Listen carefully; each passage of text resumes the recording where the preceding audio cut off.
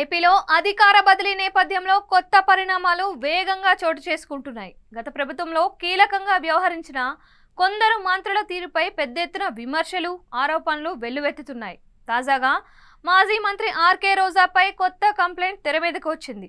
ఆడుదాం Andhra CM cup పేరుతో క్రీడా శాఖ మాజీ మంత్రి ఆర్కే రోజా అనేక అవకతవకలకు పాల్పడినట్లు పేర్కొంటూ సిఐడికి కంప్లైంట్ చేసిన వైనం ఇప్పుడు సంచలనంగా మారింది.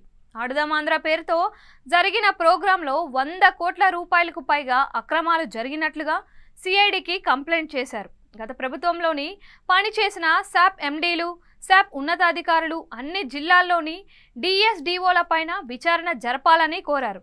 అంతేకాదు, స్పోర్ట్స్ కోటాలో మెడికల్, ఇంజనీరింగ్, ట్రిపుల్ ఐటీ అడ్మిషన్లు పొందిన వారిపైన విచారణ చేయాలి అంటూ డిమాండ్ చేస్తున్నారు.